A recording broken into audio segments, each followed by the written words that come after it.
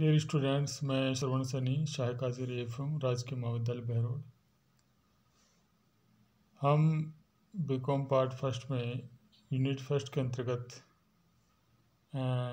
बैंकों के बारे में पढ़ रहे थे और आज हमारा टॉपिक है बैंकों का प्रकार, टाइप्स ऑफ बैंक्स। तो आइए देखते हैं बैंकों के कौन कौन से प्रकार हैं।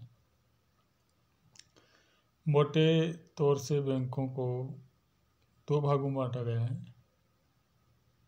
अनुसूचित बैंक, शेड्यूल्ड बैंक, और दूसरा प्रकार है गैर अनुसूचित बैंक या नॉन शेड्यूल्ड बैंक। तो आइए सबसे पहले देखते हैं अनुसूचित बैंक क्या है, शेड्यूल्ड बैंक क्या है। A scheduled commercial bank is one which registered in the second schedule of the Reserve Bank of India Act 1949. A bank carries banking business in India and fulfill following conditions can be included in the second schedule of the RBI. यानी इसका मतलब हुआ कि एक scheduled वाणिज्यिक bank है, वह bank होता है जो कि आरबीआई की सेकंड शेड्यूल या द्वितीय अनुसूची में अपने रजिस्टर्ड होता है और वह बैंकिंग गतिविधियों के लिए निम्नलिखित कार्य पूरे करने पर ही उसको आरबीआई अपनी द्वितीय अनुसूची में शामिल करता है। तो वो कौन कौन सी शर्तें हैं जिनके पूरा करने पर कोई बैंक आरबीआई के द्वारा सेकंड शेड्यूल में रखा जाता है। It has a paid up capital of ₹5 lakh, यानी किसी बैंक की यदि पेड अप कैपिटल प्रदत्त पूंजी 5 लाख रुपए है तब। दूसरा, it is registered under the Indian companies act और अंडर ए फॉरेन लॉ, और बैंक है वो भारत में किसी कंपनी अधिनियम के अंतर्गत रजिस्टर्ड होना चाहिए या फिर एनी फॉरेन लॉ के अंतर्गत रजिस्टर्ड होना चाहिए, या किसी इंडियन कंपनीज एक्ट भारत में लागू होता है तो भारत के अंतर्गत रजिस्टर्ड हुआ हो या फिर फॉरेन लॉ के अंतर्गत विदेशों में रजिस्टर्ड हुआ हो, ऐसा बैंक। तीसरा है it must satisfy the Reserve Bank of India that its affairs are not conducted in a manner determined to the interest of its depositors। और उस बैंक को, रिजर्व बैंक ऑफ इंडिया को, ये आश्वस्त करना चाहिए कि वह इस तरह का कोई कार्य नहीं कर रहा है जो कि डिपॉजिटर्स के हितों के खिलाफ हो। डिपॉजिटर्स कौन होते हैं? जो बैंक में अपनी खाता खोल के राशि जमा कराते हैं, वो डिपॉजिटर्स कहलाते हैं। तो उनकी जो हित होते हैं, इंटरेस्ट होते हैं, उनके खिलाफ कोई कार्य उनके द्वारा, बैंकों के द्वारा नहीं किया जाना चाहिए, ऐसा आश्वासन उन बैंकों को, आरबीआई को देना चाहिए। चौथी कंडीशन है it's economic condition must be sound, यानी उनकी जो आर्थिक स्थिति है वह मजबूत होनी चाहिए। और इन सब बातों के अलावा शेड्यूल्ड बैंक को आरबीआई के द्वारा जो दायित्व दिए गए हैं वो ये हैं। पहला है to maintain cash reserve ratio, यानी नकद आरक्षित अनुपात का पालन होना चाहिए। नकद आरक्षित अनुपात क्या है? नकद आरक्षित अनुपात ये बताता है कि बैंकों के पास जितनी पूंजी जमा हुई है, जनता के द्वारा जमा कराई गई है खाता खोल के, उसको कुछ प्रतिशत भाग हमेशा कैश में उपलब्ध होना चाहिए बैंकों के पास, ताकि जमाकर्ता के द्वारा कभी भी मांगे जाने पर उसको वापस लौटाया जा सके। तो बैंकों को अपनी तरलता है उसको बनाए रखना चाहिए, इसके लिए कैश रिजर्व रेशियो को मेंटेन करना चाहिए। और जो दूसरी शर्त है वह पूरी करनी चाहिए, वो है to maintain statutory liquidity ratio. वैधानिक तरलता अनुपात को भी मेंटेन करना चाहिए। वैधानिक तरलता अनुपात ये बताता है कि जितनी जमाएं बैंकों के पास जमा हुई हैं उनका एक निश्चित प्रतिशत राशि प्रत्येक बैंक को, प्रत्येक वाणिज्यिक बैंक या जो शेड्यूल्ड बैंक है उसको आरबीआई के पास जमा कराना चाहिए।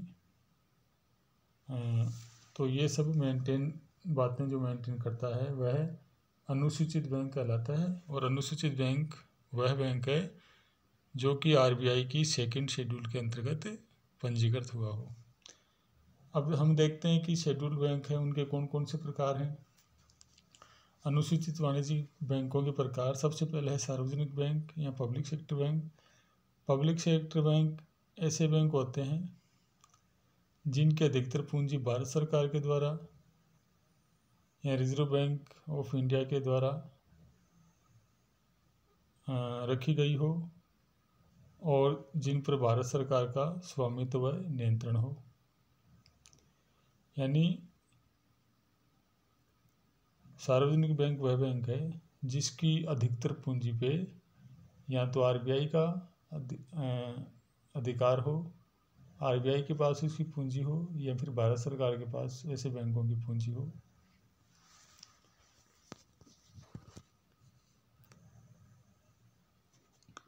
और भारत सरकार का उनके ऊपर स्वामित्व होना चाहिए, यानी मालिक उस बैंकों का भारत सरकार हो या और साथ में उसका भारत सरकार का नियंत्रण भी हो।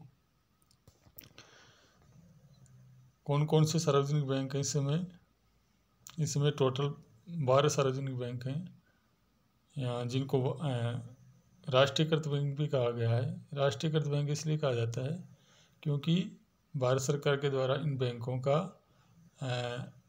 जनता के हित में राष्ट्रीयकरण कर दिया गया है।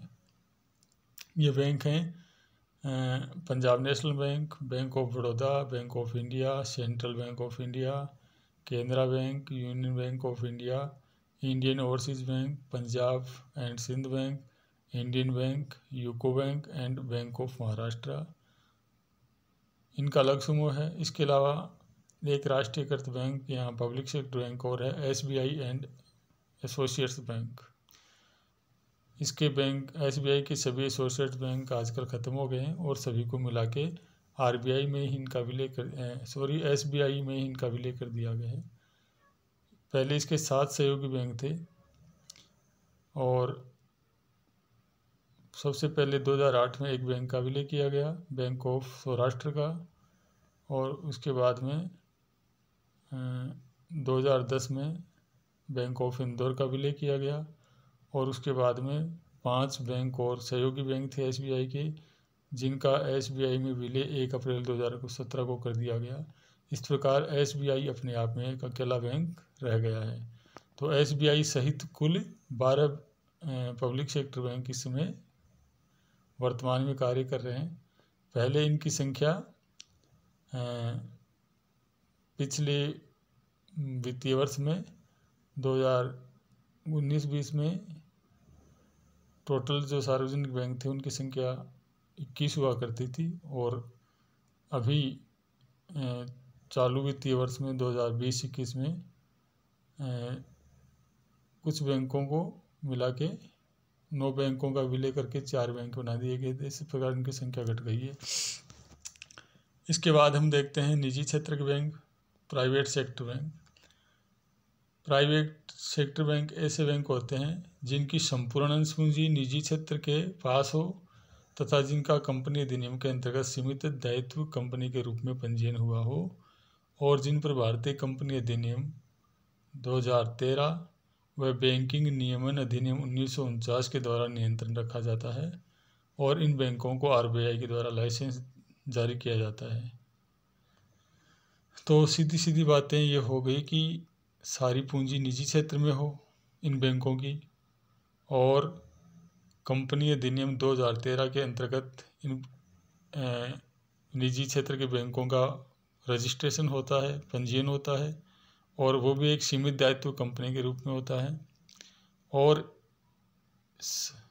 निजी क्षेत्र के बैंकों के ऊपर कंपनी अधिनियम 2013 के द्वारा व बैंकिंग नियमन अधिनियम 1949 के द्वारा नियंत्रण रखा जाता है और आरबीआई के द्वारा इनको लाइसेंस दिया जाता है और आरबीआई के द्वारा ही इनके ऊपर नियंत्रण भी रखा जाता है। वर्तमान में देश में 22 निजी बैंक हैं, वो इस समय कार्यरत हैं। ये कौन कौन से बैंक हैं? प्राइवेट सेक्टर बैंक में एक्सिस बैंक है, फिर Bandhan bank, CSB bank, City Union bank, DSB bank, Dhanlaxmi bank, Federal bank, HDFC bank, ICIC bank, IndusInd bank, IDFC First bank limited, Jammu and Kashmir bank, Karnataka bank, Karur Vysya bank, Kotak Mahindra bank, Lakshmi Vilas bank, Nainital bank, RBL bank limited, South Indian bank limited, Tamil Nadu Mercantile bank limited, Yes bank limited और IDBI bank limited. ये private bank हैं 22 जो इसमें देश में कार्यरत हैं आज की तारीख में। उसके बाद तीसरे नंबर के बैंक आते हैं क्षेत्रीय ग्रामीण बैंक, रीजनल रूरल बैंक, जिसको संक्षेप में कहेंगे आरआरबीज, रूरल रीजनल बैंक्स। इनकी स्थापना 2 अक्टूबर 1975 को उस समय की जो प्रधानमंत्री थी स्वर्गीय इंदिरा गांधी, उसके द्वारा इनकी स्थापना की गई थी और इनका उद्देश्य ये था कि जो ग्रामीण क्षेत्र हैं उनमें बैंकिंग गतिविधियां बढ़ाई जाएं, वहाँ के लोगों को बैंकिंग सुविधाएं उपलब्ध कराई जाएं, क्योंकि इन बैंकों से पहले जो भी बैंक खोले गए थे वो अधिकतर बैंक शहरी क्षेत्रों में स्थापित होते थे और कोई भी बैंक अपनी शाखाएं गाँव में खोलने से हिचकिचाता था, वहाँ जाने से डरता था कोई बैंक। तो एक कानून बना के क्षेत्रीय ग्रामीण बैंक का 1975 में कानून बना के इन बैंकों की स्थापना की गई और इनका उद्देश्य था कि ग्रामीण क्षेत्र में जो लघु और सीमांत कृषक होते हैं, दस्तकार होते हैं, मोची होते हैं, बढ़ई होते हैं, भूमिहीन कृषक होते हैं, यानी ऐसे लोग जिनके पास भूमि नहीं होती फिर भी वो कृषि करते हैं दूसरों की खेती में जाकर, उनको संस्थागत उधार उपलब्ध कराना उद्देश्य था, ताकि वे अपनी आर्थिक स्थिति को मजबूत कर सकें, यानी लोन का पैसा लेकर उसे अपना कोई धंधा शुरू कर सकें, अपने धंधों को बढ़ा सकें और उनकी आर्थिक स्थिति ठीक हो सके। इसके अंतर्गत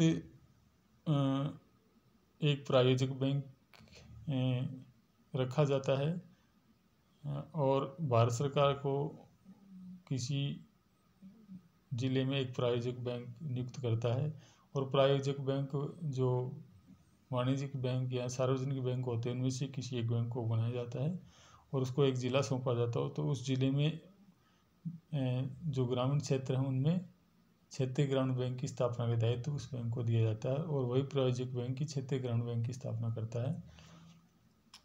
इन बैंकों के ऊपर नाबार्ड का नियंत्रण होता है आरआरबीज के ऊपर, और जो नाबार्ड है उसके ऊपर आरबीआई का नियंत्रण होता है। वर्तमान में देश में 44 क्षेत्रीय ग्रामीण बैंक कार्यरत हैं।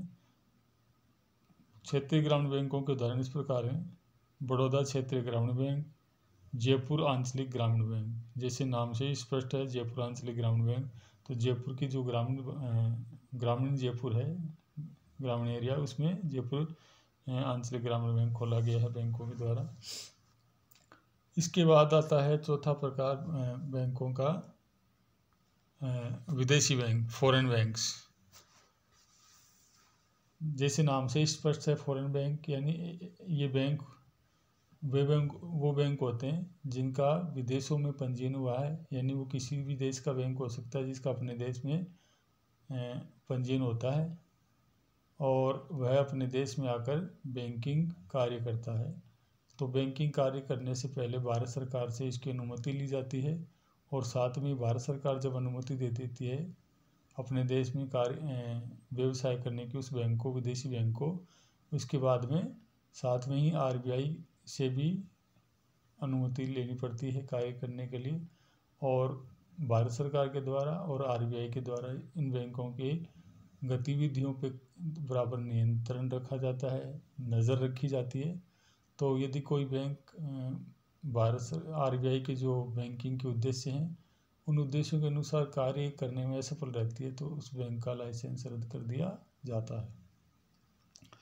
वर्तमान में देश में 44 विदेशी बैंकों की शाखाएं कार्यरत हैं, यानी कार्य करने वाले कुल 44 विदेशी बैंक अपने देश में इस समय हैं मौजूद। और उसके बाद है गैर अनुसूचित बैंक। गैर अनुसूचित बैंक कौन से बैंक होते हैं?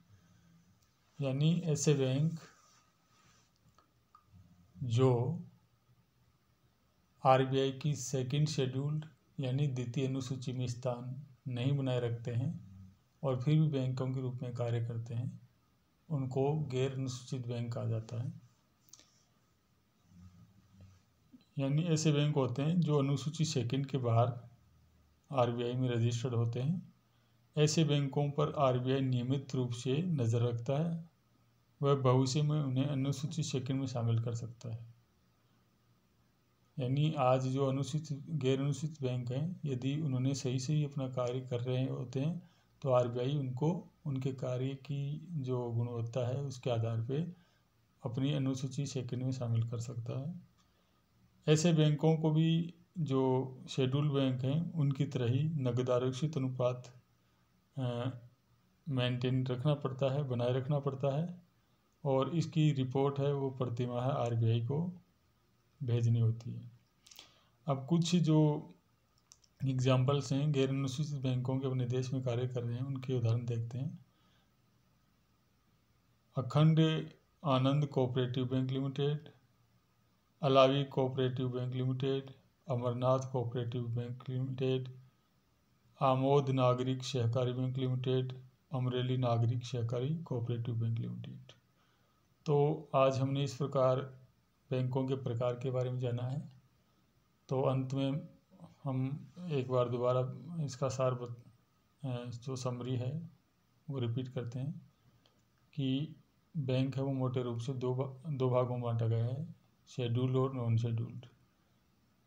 शेड्यूल्ड बैंक यानी अनुसूचित बैंक, अनुसूचित बैंकों को फिर आगे जाके 4 भागों में बांटा गया अलग अलग। पहला है सार्वजनिक बैंक या पब्लिक सेक्टर बैंक, इनको नेशनलाइज्ड बैंक भी कहते हैं। और दूसरे हैं पब्लिक सेक्टर बैंक या निजी क्षेत्रीय बैंक। तीसरे हैं क्षेत्रीय ग्रामीण बैंक या रीजनल रूरल बैंक्स या आरआरबीज। और फिर चौथे हैं विदेशी बैंक यानी फॉरेन बैंक्स। और इसके बाद में है नॉन शेड्यूल्ड बैंक। यानी नॉन शेड्यूल्ड बैंक वो होते हैं गैर अनुसूचित बैंक जो कि आरबीआई की अनुसूची सेकंड में शामिल नहीं होते हैं और फिर भी वो कार्य करते रहते हैं, और उनका कार्य सही पाए जाने पर आरबीआई उनको अपनी शेड्यूल्ड सेकंड में आगे जाके शामिल कर सकता है। आज के लिए बस इतना ही। और अंत में एक असाइनमेंट, एक क्वेश्चन है जो इसी बिंदु के ऊपर है। Right short notes on any 5, यानी किन्हीं 5 के ऊपर है वो शॉर्ट नोट निकलिए। पहला है शेड्यूल्ड कॉमर्शियल बैंक, दूसरा है नॉन शेड्यूल्ड कॉमर्शियल बैंक, क्योंकि शेड्यूल्ड बैंक और नॉन शेड्यूल्ड जो बैंक हैं वो कॉमर्शियल बैंक के ही प्रकार हैं। फिर है पब्लिक सेक्टर बैंक या नेशनलाइज्ड बैंक, फिर है प्राइवेट सेक्टर बैंक, और फिर है रीजनल रूरल बैंक्स, और अंत में है फॉरेन बैंक्स। तो इनमें से किसी 5 बिंदुओं पे हमें शॉर्ट नोट लिखना होता है, यानी संक्षेप में जितनी थोड़ी बहुत जानकारी इनके बारे में जो हमें होती है उसको संक्षेप में लिखना होता है। तो इस प्रकार ये 20 नंबर का एक क्वेश्चन होता है। आज के लिए बस इतना ही। Thank you.